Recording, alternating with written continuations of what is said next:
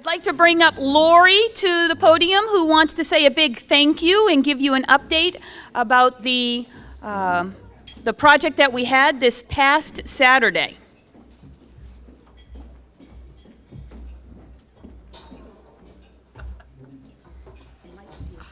Oh, is he?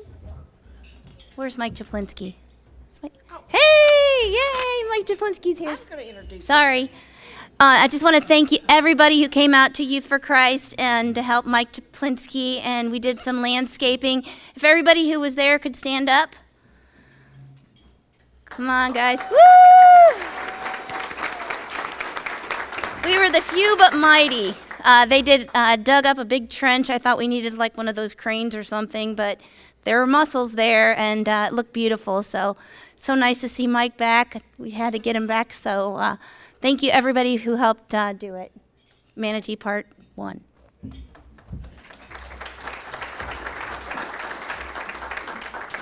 So I'm going to announce the guests, and when I call your name, would you please stand up so we can give you a warm Kiwanis welcome. I'm going to introduce our speaker. I know she's going to be introduced much better later, but because her mother's with her. So Kaitlin Folsom, where are you, Kaitlin? She brought her mother, Veronica Folsom. Stand up, Veronica. There we go. Okay. Dave Grantham has as his guest Jan Shaberg. Hi, Jan. And her husband, Ray Shaberg. Welcome. And then Laurie Fox, of course, brought Mike Jaflinski back, which is no stranger to us old-timers. And then Lemoyne Johnson has his photographer extraordinaire, Lily Sassay. Lily. Christy Cardello and Judge Ed Nicholas have as their guest an attorney, Andrea Johnson. Where's Andrea? Judge Gilbert Smith has as his guest Judge Brian Iden.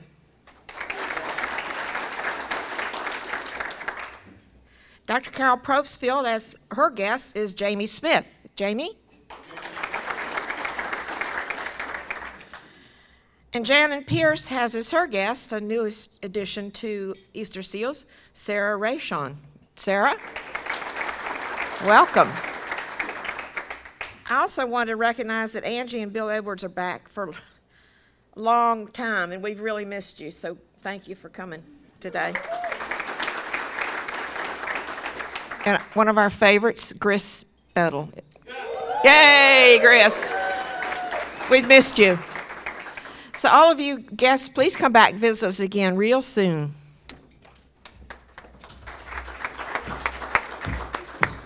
Thank you, Diana. Okay, as a friendly reminder, if you are on the board, put on your calendars 19th of this month at Pier 22 at 12:15. We have a board meeting. If you're a committee chair or even a new member, it's a great way for you to get involved and see all of the inner workings of the club and how we come to choose projects and the et cetera. Also, if you're a committee chair and have not had the opportunity to get with either Judge Smith or with Mac about public relations and how we're asking the committee chairs to bring us stories about what your committees are doing and how you're having an impact in our community so we can spread the word about our good works outside of these four walls. Please see one of them today. They have a statement of purpose that will help you identify what is a good story and how we can get the word out. We've got a great program today, so it is my pleasure to bring up one of our own who will introduce our guest. So Miss Probstfield, right? Feld. I'm just going to call you, I'm going to go Dr. Murphy. Dr. Murphy. Oh, wait a minute. Somebody who just said doctor. In Kiwanis, we are not supposed to use salutations of social character. So, if we were in the Bahamas, we would get fined.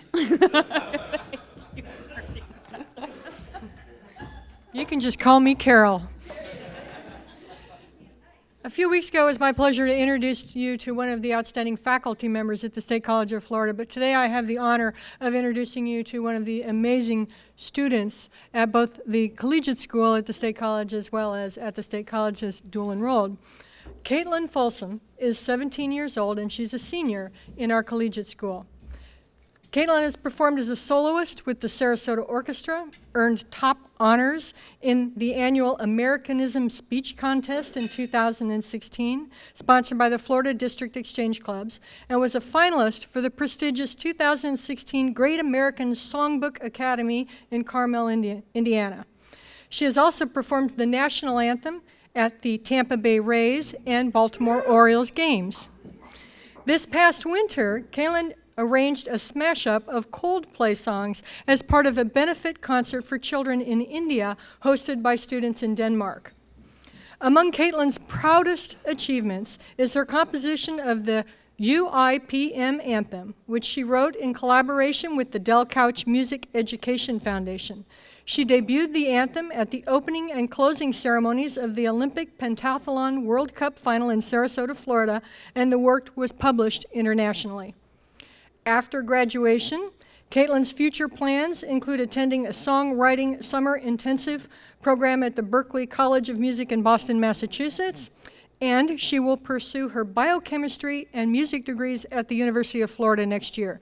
It's my honor to introduce Kaitlin Folsom.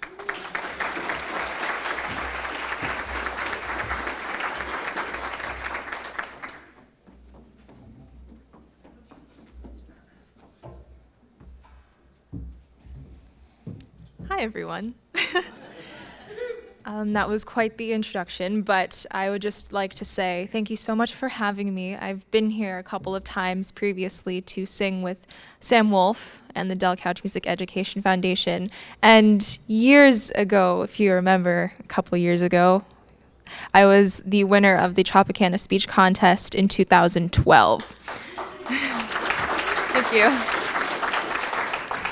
So I came and I spoke at a luncheon when I was only 12 years old, and it's great to be back. I'd like to also give a thanks to the exchange clubs for gracing me with any opportunity that they can give for this speech contest. This has opened so many doors for me to connect with amazing people, not only here locally, but also up more locally, but still kind of far away, St. Pete. And in the future, I will be performing the speech in Jacksonville at National Convention. So that'll be really exciting. So without further ado, here is my speech entitled, Who We Are. When I was in middle school, we had a dazzling program to honor those who have served in the armed forces. We showed our support for the veterans in our family by bringing in photos of them. And while my classmates were excited about no class, oh cool man, no class, my thoughts were more aligned to, all right, should I bring in a picture of my grandfather as a young Navy sailor in uniform? Everyone would have something like that. Or better yet, a more recent picture of him with his more iconic Santa beard. I wrote my grandfather, my father's father, to request the pictures, and I was pleased to have received a picture of him in uniform with his so-loved beard. I happily printed the picture and kept it until the assembly at the end of the day. After the orchestral armed forces salute, it was time to show our photographs. I did, and I was met with the best responses. Your granddad was in the Navy? Awesome beard. That beard is sweet. And it was. But what was even more awesome was the fact that my grandfather had served in a war so widely written about and examined, an idea I didn't really appreciate fully until I called him to ask if his war stories for a history class. Well, hello there, darling, he said in his usual southern twang. What may I help you with? I replied, Peepaw, I would like to know of your war experience in Vietnam. And within the 40 minutes that I was on call with him, I felt immense pride rush over me after hearing what he experienced. On the other side, my mother's family is from the Philippines. I once spent a car ride with my grandparents talking about their motivations to immigrate. What surprised me the most was the reply to my question, whose choice was it to come to America? My grandfather replied, it was mine, and I had tried before when I was young, but I was unable to. So I tried again and again.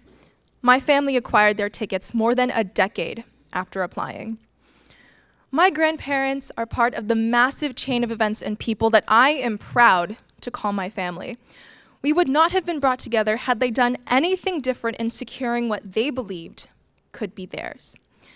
I'm going to present a poem to you that I penned about who I am and who you are, who we are. And to visualize, this is written in our very own national anthem. Oh, say, can you see by the dawn's early light what so proudly we hailed at the twilight's last gleaming? Our lives are as such, given a compass from history for who we are and as we are is surely no mystery. From the hearts of the past, the dreams of the broken, the souls of the brave have secured this full token. Bodies built to withstand pain, voices wired for expression, minds sharp with pride, and ideals for impression. Yet, where do I lie within this vast disposition? Who are those that live, graced with this fruition? I can say I'm no outsider to this dream many seek, nor am I unfamiliar to this dream's great mystique. And what I can say of this dream, I know well, for I see its banner, and I hear its bell. It rings not for just one, but for those who believe in freedom, in rights, and in opportunity. I can see all of these in this American dream, but before it was given, it must have been achieved. Whose broad stripes and bright stars through the perilous fight o'er the ramparts we watched were so gallantly streaming. Voices have cried out to thin, empty air, to a life they so wanted, so far and so rare, and the grasp of the masters transcended the start. They were held back, their hopes still apart from the life that they led and the life they could choose. They saw the horizon and could not refuse. They leapt towards the distance despite imminent pain, holding on to the notion that they too would gain. And the rocket's red glare, the bombs bursting in air, gave proof through the night that our flag was still there. No battle they fought was simple at all. Lives were put in place and succumbed to the fall. But those who prevailed knew of the end. Their efforts would change, resolve, and amend. The lives set in motion for that group overall. The individual mind, anything but small. With the shouts, the chants, and the jeers against them, they marched with conviction in securing the gem. They returned from the trial years after their efforts with cut ties from their suffering, their chains greatly severed. And what I can say of this dream, I know well. For I see its banner and I hear its bell. It rings not for just one, but for those who believe in freedom, in rights, and in opportunity. Oh, say, does that star-spangled banner yet wave o'er the land of the free and the home of the brave? Those two lines are more self-explanatory. So what did my Peepaw tell me about the war? He wanted to secure what stood for freedom. It fulfilled a dream. What did my Nono tell me about immigrating to America? He wanted a life apart from what he knew. It fulfilled a dream. What did they both tell me? It was done for us. For us, the new generations after them. Americans for decades have sought after this American dream. This dream is opportunity. Opportunity that the majority of the rest of the world may not ever experience. Our nation was built on the idea that individual freedom is what's protected. This has been fought for throughout history and is still being fought for every single day. From the eras of independence, George Washington, Thomas Jefferson, the founding fathers, slavery, Abraham Lincoln and the slaves, to civil rights, Martin Luther King Jr., and everything in between, we have experienced our own failures and our incredible successes. Come to think of it, where would we be had no one in history made the choices they did, or if they had not come through with their dreams? We are living in the land of the free. We who, in turn, are the brave. I encourage you to imagine a dream for yourself and to think of the magnitude of impact it could have on your life or another's. And we are fortunate to have the opportunity to follow these dreams in the country we live in, the United States of America. And man, that's pretty sweet.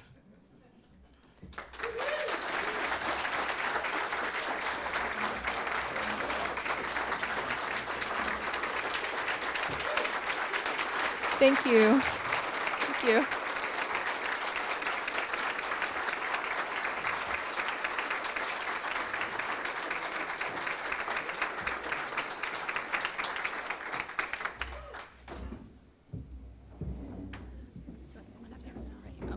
That was absolutely remarkable. I don't think there are really words for that.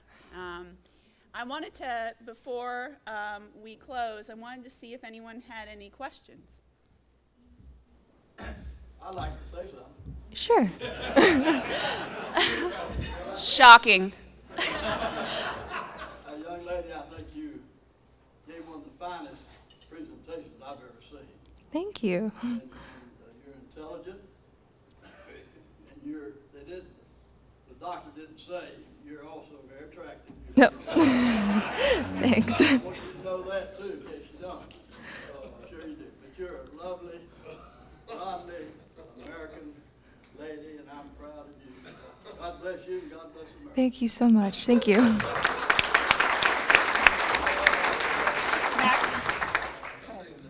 just say I've watched a lot of TED Talks. Have you considered the possibility of? That's a very good question.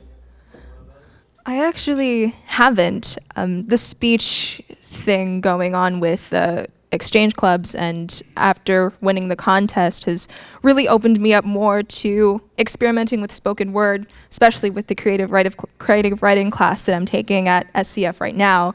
It's really given me an opportunity to kind of put my thoughts into words, and yes, now that I think about it, I would be very open to doing TED Talks. I think I've seen a number of them, and you really fit into that. It really does. Thank you so much. Thank I you. have a quick question. How did you go about the construction of this speech? Tell us a little bit about your thought process and how it came to you. Sure. Well, I got the prompt to do the Americanism speech contest 4 months prior. It's actually about a year ago coming up later this week, where I came up with the idea to, okay, I'm going to apply for this scholarship because that's what it was initially for.